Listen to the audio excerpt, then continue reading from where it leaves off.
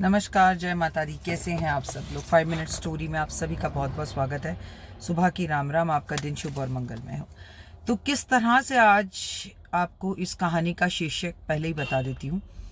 माँ का अगर आशीर्वाद आपके साथ हो तो मौत के मुंह से भी आप निकल कर आ सकते हैं, और अगर आपके अंदर दृढ़ इच्छा हो कुछ करने की तो आप जिंदगी में आगे बढ़ सकते हैं। एक राजा था। वो राजा जो था, हर बार अलग अलग गांव के नाइयों को बुलाता और बुलाकर अपने बाल कटवाता। जैसे ही नाई उसकी बाल काटने लगता, वो अपनी टोपी हटाता, पूरा गंजा होता। उसकी सर पर इस जगह पर, बिल्कुल इस जगह पर एक बड़ा सा सींग ऐसे खड़ा हुआ था। तो वो राजा को बड़ा डर था कि अगर ये बात किसी को बाहर पता चल गई कि मेरे सर पर सींग है तो मेरी बड़ी बदनामी हो जाएगी। वो क्या करता, जो भी नाई आता वो नाई को मार डालता। हर बार अगला नाई आता। पूरे गांव में ये बात फैल गई कि जो भी नाई जाता है राजा के बाल काटने के लिए, वो लौटकर कभी वापस नहीं आता। सब डरते। इस बार एक बूढ़ी माँ थी। उस बूढ़ी माँ का केवल एक बच्चा था जो नाई का काम करता था। उसके पिता को भी राजा ने मार दिया था।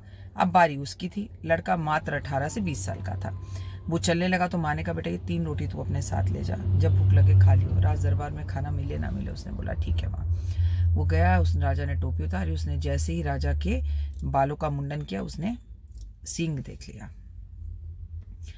उसने, राजा ने कहा कि ठीक है, थैंक यू, तुमने मेरे बाल काट दिए। वहाँ पर एक ट्रंक रखा है, उस ट्रंक को खोलो, उसमें से पैसे लो और तुम जाओ।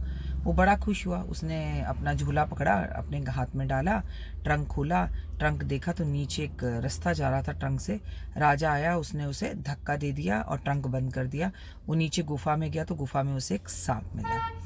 उस सांप से बचने के लिए उसने सांप को अपने बैग से निकालकर एक रोटी दे दी। सांप बड़ा खुश हुआ। उसने बोला, भाई यहाँ से रास्ता बाहर जा रहा है, तू चला जा। वो आगे चला। आगे आगे बिल से निकला। उसे एक शेर मिला। शेर को देख के वो डर गया। उसने अपने बैग से फिर से रोटी निकाली, शेर को दे दी। शेर ने कहा, ठीक है, तुम्हें जब भी मेरी दोस्ती की ज़रूरत हो तुम आ जाना, जाओ, मैं तुम्हें कुछ नहीं खाऊंगा। आगे गया तो उसे एक जादूगरनी मिली। जादूगरनी को बड़ी भूख लगी थी। उसने अपनी रोटी निकाली, जादूगरनी को दे दी। जादूगरनी ने उसे कोट दिया और बोला कि देख भाई, तू ये कोट पहन ले, और तुझे जब भी ये कोट पहनेगा, या तो तू ज़रूरत से ज़्यादा लंबा हो जाएगा या तू ज़रूरत से ज़्यादा छोटा हो जाएगा, चॉइस दे रही है, जा ऐश कर ले। उसने बोला ठीक है, और वो चल दिया। वो अपने घर वापस पहुंचा और जैसा था नॉर्मल रहा। फिर से नाई को ढूंढने की बारी आई तो उसने कहा कि मैं चलूंगा। उसने कोट पहन लिया और बिल्कुल छोटा बोना बन गया। राजा ने बोला, तुम मेरे बाल कैसे काटोगे? उसने बोला, मैं स्टूल पर चढ़कर आपके बाल काटूंगा। उसने बाल काटे।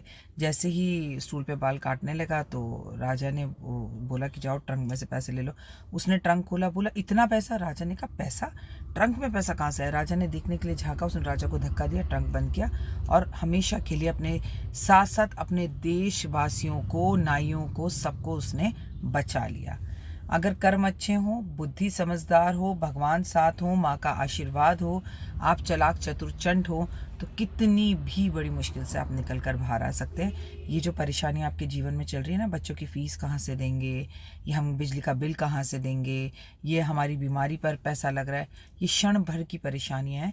लेकिन इन्हें सोच सोच कर आपने अपने आप को इतना नेगेटिव बना लिया है कि आपको इसका रिजल्ट नहीं मिल रहा। Be positive, be happy and be relax. Comments में जय माता दी।